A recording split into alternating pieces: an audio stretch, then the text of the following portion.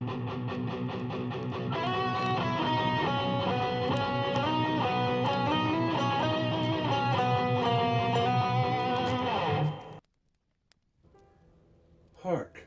the herald angels sing.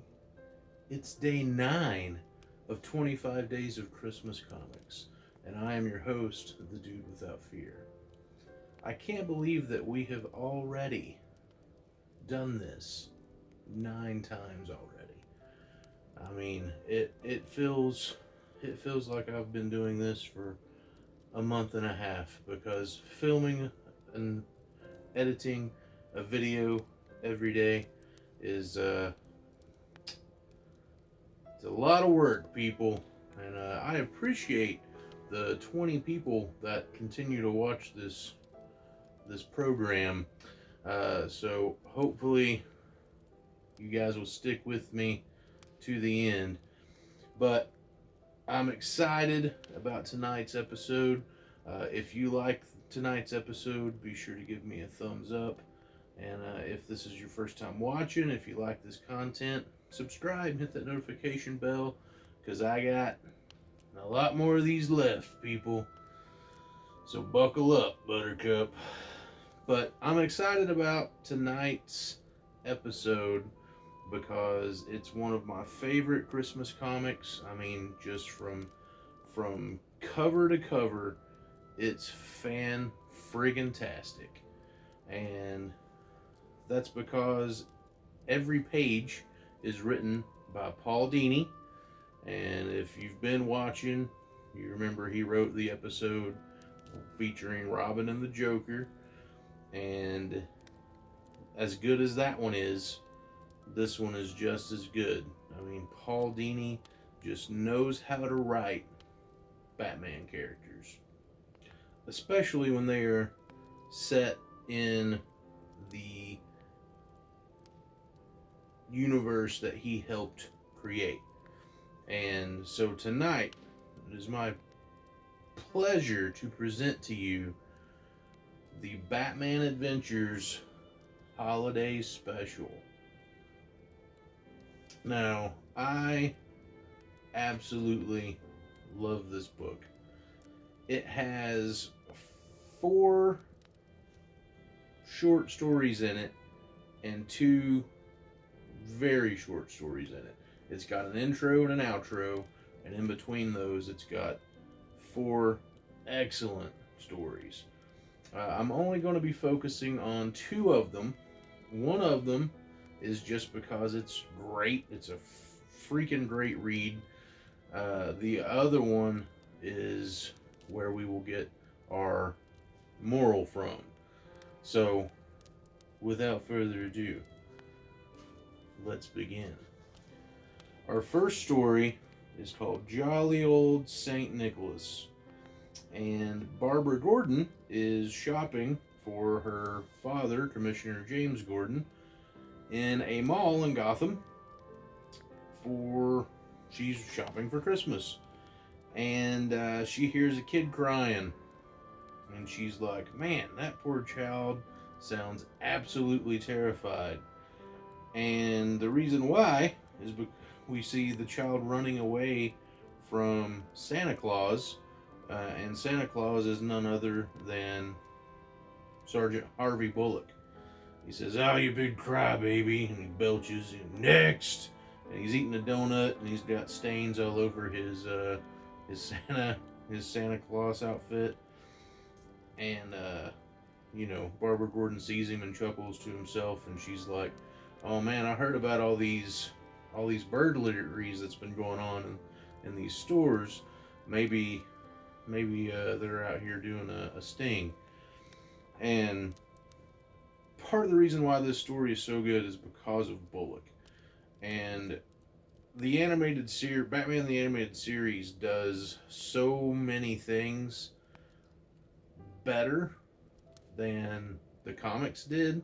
Like the representations of certain characters, like Mr. Freeze is the best in the animated series. So is Clayface. So is the ventriloquist. So is Harley Quinn. Like all these characters are just all these villains are fantastic in the animated series. And Harvey Bullock is also one of those characters because he's good in the comics, but him in the animated series is just comedic gold. It's awesome. So seeing him play Santa Claus is part of the reason why this story is so fun. So Barbara decides she's going to hang around a bit just in the event that the GCPD needs a little help from Batgirl. And so she's keeping her eyes open. Harvey talking to Montoya, who's his little helper, and he's like, "This is the lamest stakeout ever." And she listens in over the comm, and there's nothing to report in yet. And then Harvey gets his next kid, and he gets on his lap, and Harvey says, "What's your name, Chubbo? Like I care." And his kid goes, "You're not the real Santa Claus." And Bullock goes, "Sure I am. Want to see my gun?" So then the next kid, she says, "My name is Mary McSweeney, Santa. Can you bring my daddy home for Christmas?" And Harvey, eating a donut, says, "Gee, kid, I don't know. Where is your pop?" She says, "In prison." And that kind of chokes him a minute. And he's like, "You mean your dad is Mad Dog? Mike McSweeney?" And she says, "Uh-huh." And he whispers to Montoya, "Poor kid. I sent her old man up the river 3 months ago." And then Bullock is sweating and sad, and he says, "Gee, kid, it's like this. I'd like to help you out, but what I mean is, sometimes even Santa can't make every wish come true." And she looks at him with these puppy dog eyes, and he says, "Here, kid, buy yourself something nice." And he hands her $50. And she says, "Thank you, Santa. Can I buy something for my daddy too?" He says, "As long as it ain't a foul, why not?" And she runs off, and he says, "There goes my donut money." And then Barbara sees a kid stealing a necklace. So she confronts him, and she grabs his arm and says, "Hold it right there, young." And before she can get out man, his arm comes off in her hand, and he runs off. And cut to Bullock, who has a kid on his lap saying all these things he wants while Bullock is asleep. And Montoya gets a call over the radio in her earpiece, and she's like, "Wake up, Harvey, we're on." And they take off. And then you see all these different undercover officers running through the mall chasing these kids, and all these kids run into each other, and they collide into each other. And when they collide into each other, they form Clayface. When Barbara sees Clayface, she runs into a changing room really quickly and changes into Batgirl, and she times herself, and she says 48 seconds. Not bad. I'd like to see Robin beat that. And so Clayface is just destroying these cops. And the only two left are Bullock and Montoya. And he spits clay at their guns and plugs up the barrels. And Clayface says, "You've caught me. So what? It's just a minor setback. Good thing about being a shapeshifter is once I get to the crowd outside, I'm off scot-free. You lose me." And then so he forms an axe out of his hand, and he's about to come down on him when Batgirl swings in and kicks him in the face and kicks him out the window. So now they're outside onto the skating rink, which appears to actually be over water that is frozen over. And Batgirl tells everybody to run to clear the area. And he starts to attack Batgirl. And Harvey and Montoya come out, and they've obviously now cleared their pistols somehow. And they are shooting at Clayface, and Barbara tells them, "Don't waste your ammo on him. shoot the Santa. And Harvey looks at Montoya and he's like, you wouldn't. And she's like, not you, you dope, that Santa. And she points up and there's a Santa decoration with flying in a sleigh with reindeer, and they shoot it, knock it loose, and it falls on to Clayface, and in the wires hit the water and it electrocutes him and takes him out. And that's pretty much the end of the story. There's no real moral to this story other than this is just an enjoyable story, and it's super cool, super fun read, and I just love seeing Harvey as Santa. It's awesome.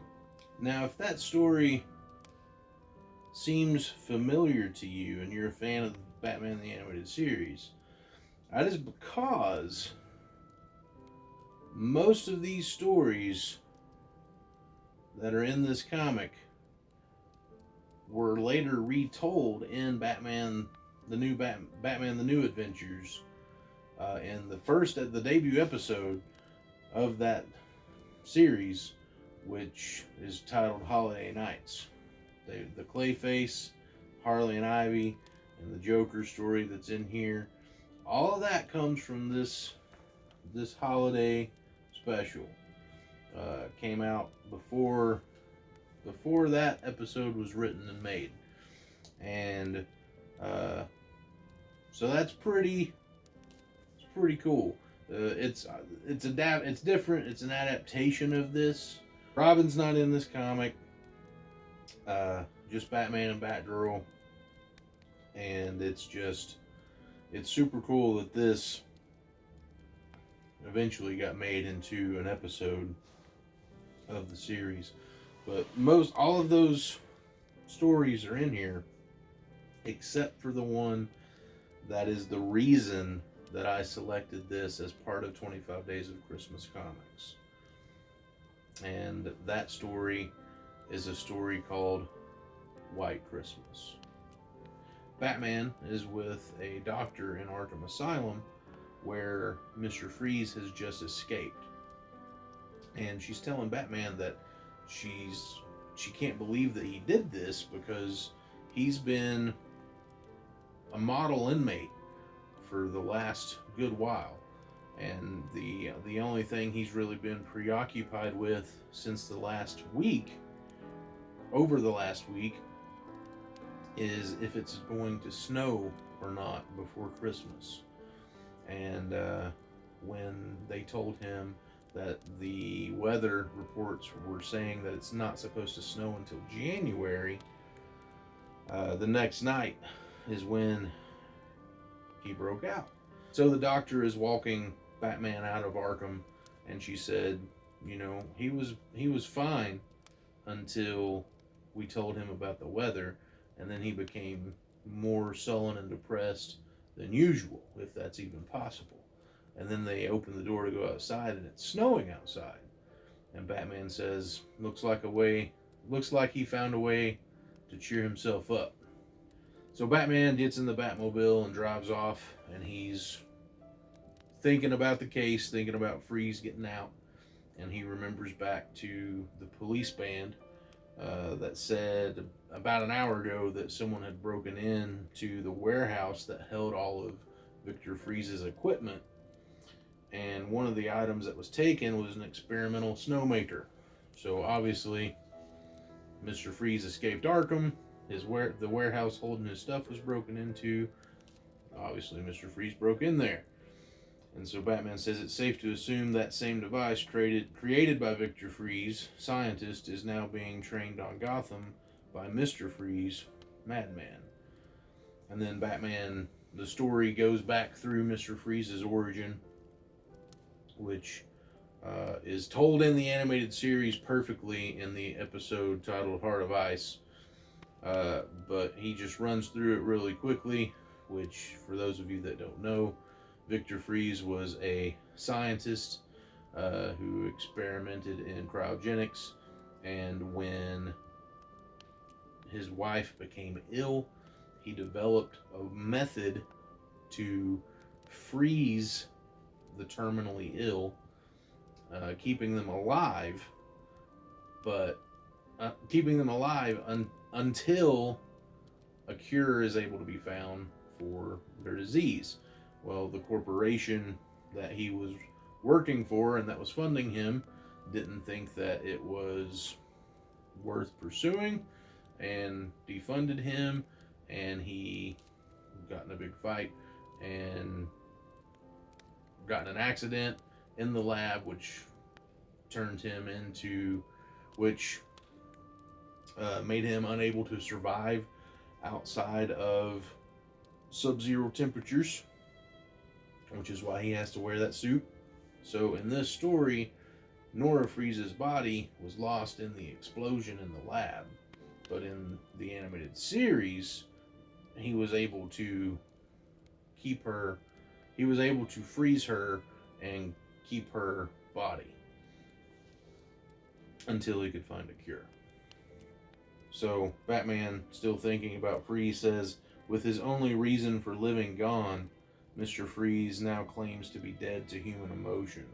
Anyone who'd call down a blizzard like this on Christmas Eve would have to be. So then Batman, driving along, sees a woman and her daughter walking across the street, and a car is about to plow right through them. It's lost control, and the woman and the daughter kind of freeze, and they can't move, and the daughter's screaming, and Batman jumps out of the Batmobile really quickly and shoots his grappling hook and swings and picks him up and gets him out of the way of the car, and he sets him down safely, and the mom's like, I thought we were dead. And Batman's picking up a package that had fallen, and the little girl tugs on Batman's cape and asks, "Are you an angel?" And Batman just hands her the package. He goes over to the driver of a car, who is outside of the car, kicking the car, cursing it, and calling it a piece of junk. And Batman gets in his face and says, "Get some chains," and gets back in the Batmobile and drives off, while the mom and daughter wave at Batman, tell him bye, and wish him a Merry Christmas. So Batman comes to Gotham Cemetery, where there's a police car frozen into a block of ice, and Batman pulls out a torch from his utility belt and hopes that it's enough to melt the ice. It's not, and then so he then takes out a batarang and beats into the ice until he's able to get in and free the police officer that's trapped inside before he was to die. And the police officer, shivering and shaking, points inside the cemetery and says, "In there." So Batman sees a beam shooting into the sky, and here's a loud noise of machinery, and he runs up the hill, and Mr. Freeze is shooting this weapon into the sky, and Batman jumps at him, and Freeze sees him and hits him with the gun and knocks him into a tombstone, and a wreath falls down, and it's on the wreath it has a tag on it, and it says, "Mom and Dad, Merry Christmas, love, Bruce." And so Mr. Freeze actually knocked Batman into his parents' grave, and so he puts the wreath back on, and now he's mad, and he goes to Freeze and throws 3 batarangs into the weapon, and Mr. Freeze tells him, "You've ruptured the weapon's power core. Another shot could cause it to backfire, but to rid myself of you, I'll take that chance." And he pulls the trigger, and it explodes in his hands. and cracks his helmet, and Batman stands over him, and he's about to knock him in the face with a piece of the weapon, I assume. And they look at each other, and Batman stops and he drops the cylinder, and he says, "It's Christmas, so I'll give you one chance to end this quietly. Why'd you do it, Freeze? Tonight of all nights." And he just points to a tombstone, and it says, "Nora Freeze, beloved wife." And then he gets up and he walks over to it, and he says, "We were married 10 years ago on a snowy Christmas Eve. Nora loved the snow. I thought it sad that there should be none this year, and I wouldn't want my Nora to be sad tonight." And then Batman and Mr. Freeze walk off, and the story ends. And the story is it's very touching, because Batman assumes that Mr. Freeze is actually dead to emotion, because the thing that he lived for is gone. But Mr. Freeze is still very much alive, even though that his wife is not. And even though she's gone, she's still a part of him forever. And so the moral of this Christmas comic is to love those whom you love while they're here, while you've got them. Cherish them, make the memories with them, and when they're gone, still love them and cherish the memory of them. Christmas is a great time to reflect on things, like we talked about in episode 2, where the Winter Soldier reflects on both the good and the bad every Christmas. Christmas is a good time to reflect. Christmas just automatically brings memories to your mind, and both of good things, of things that you love and cherish, and gifts that you got that were awesome, and things that you don't have anymore, and you're like, "Oh man, that was an awesome gift, I wish I still had that." And then, but also of people that used to be here but aren't anymore, and so you think about them and wish that you still had them. So love those whom you love while you can, and then while they're here, and then when they're gone, continue to love them. Love them while you got them, and love them when they're gone. Never stop loving. So I hope you enjoyed tonight's episode. I appreciate you watching, all 20 of you, and I will see you tomorrow. I wish you peace and great joy. Good night.